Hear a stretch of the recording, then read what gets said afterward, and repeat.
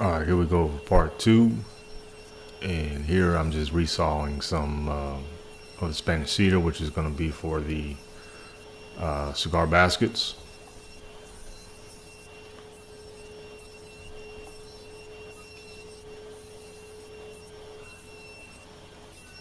This is the part that probably takes the longest.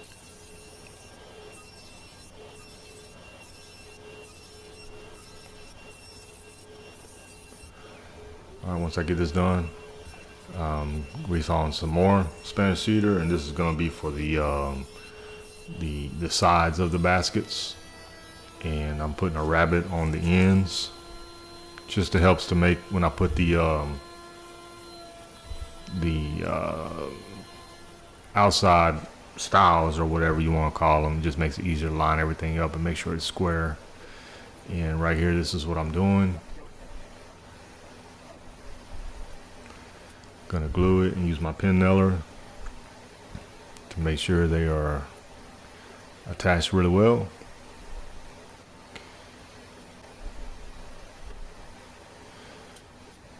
And these may look flimsy, but they're actually really strong. And at the end of the day, they don't have to hold a lot anyways. They're only holding about 50 cigars or so.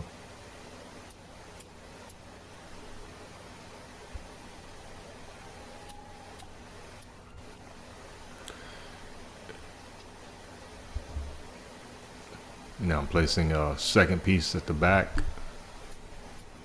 And this will be mainly just so I can have this piece right here to attach to the back. I'll attach it to the back and to the front.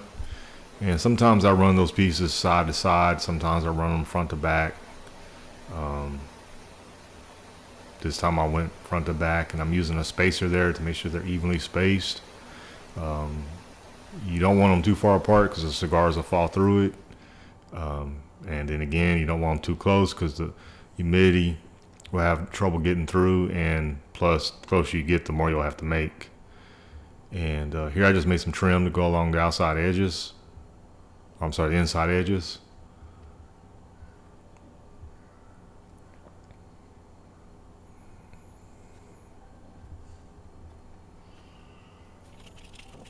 This really made them look nice and clean.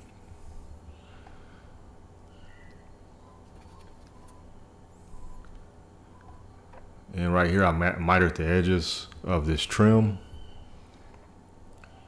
And this is the top of it.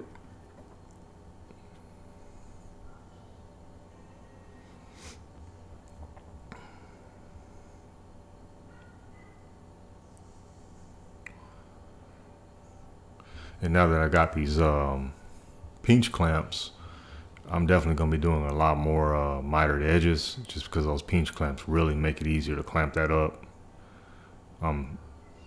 Something so simple, I'm just blown away by how well they work and how easy they are to use.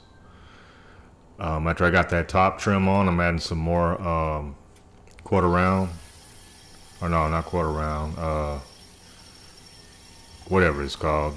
And then here I'm using my biscuit cutter to cut splines. That's just to strengthen up the miters.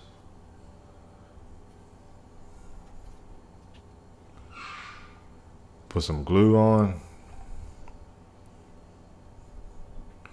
I'll let that glue dry and then come back and cut them off with a flush trim saw. And this is where I kind of called an audible. I decided I was going to put a piece on top of the humidor, so this way you could keep your accessories such as your cutters, lighters, butane, whatever else you'd like to keep in there. And at this point I don't have it attached in there. I came back, I did a little round over on this just to kind of cut the edges a little bit, make them a little more softer to the touch. And then I'm gonna place it back in there. And I'm gonna cover up the plies on the plywood.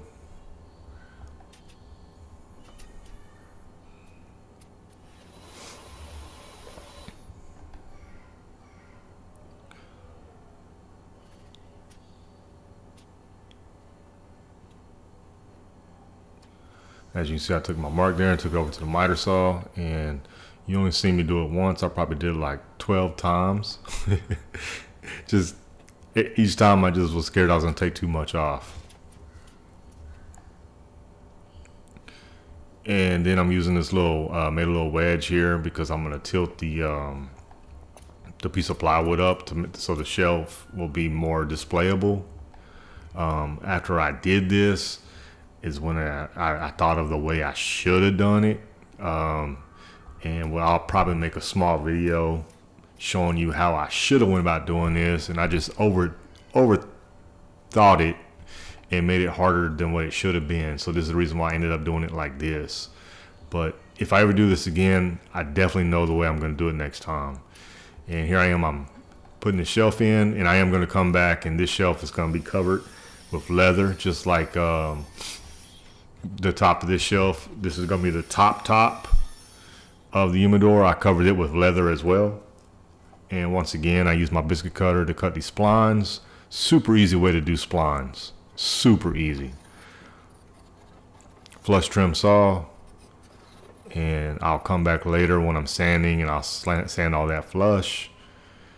Now I'm going to glue the top on.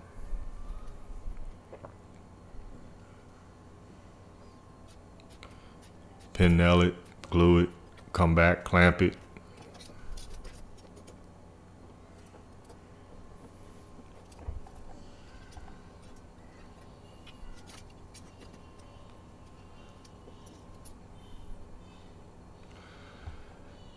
And I wanted to use drawer slides on this, and I got highly frustrated and decided, okay, I'm just going to do it a different way.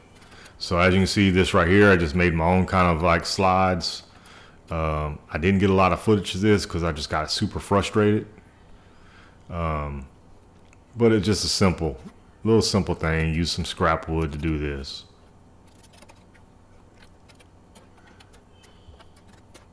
Once again, using a spacer in between to make sure everything is even. Here I am cutting the leather.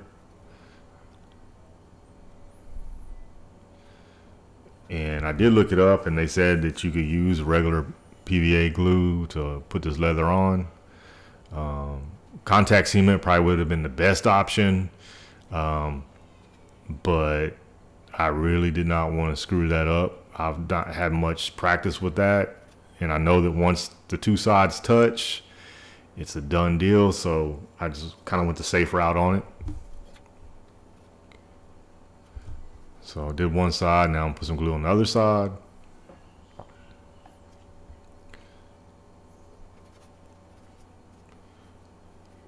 And just smooth it out. Make sure it's getting good contact in all places. Use my little glue roller there to help. And I think just using my hands was probably the best way to do it. Came back and I trimmed up the excess leather off.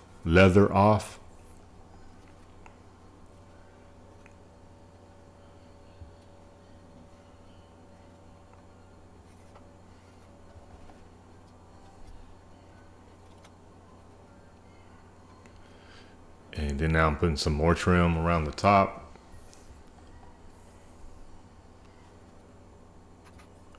And once again, here's my pinch clamps. I can't stress how much I love them things.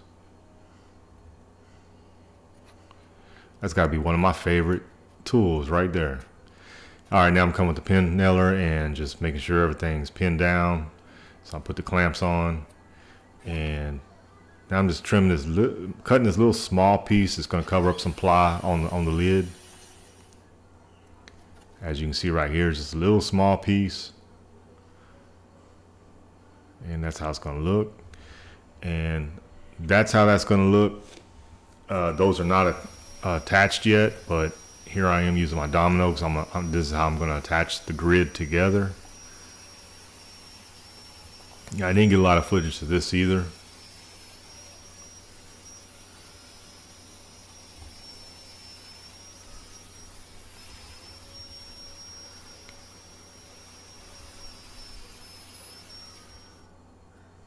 And here I am staining this, and I really thought I screwed up on this one. I use a stain, and I've never stained alder before, and after going through this and staining this whole thing, come to find out the alder is one of the worst ones to try to stain. It blotches a lot, but I was able to come back with a darker stain to go over it, and it really turned out good. Here's where I put the leather on the inside, and then I'm putting some trim around it. And here's the grid. It's been dominoed together, glued up. Now I'm gonna pin it in place.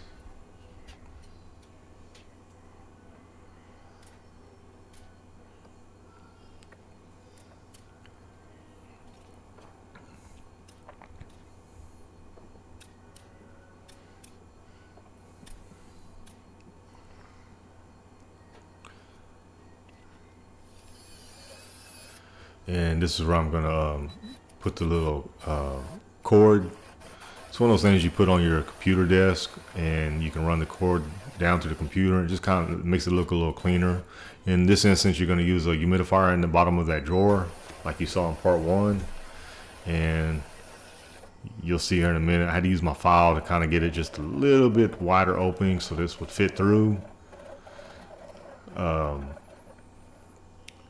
So this is what this is. So this way, like I said, you can plug the humidifier in on the inside.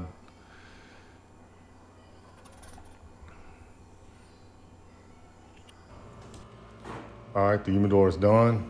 I still gotta get the glass in the door, but other than that, it's done. This is the accessory top up here. You store your butane, your lighters, your cutters. And then on top, you've also got storage up on top if you want to put an ashtray up there along with lighters or cutters.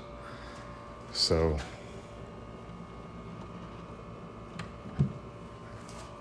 here it is. Like I said, just got the glass put in, the humidifier will go down inside the drawer.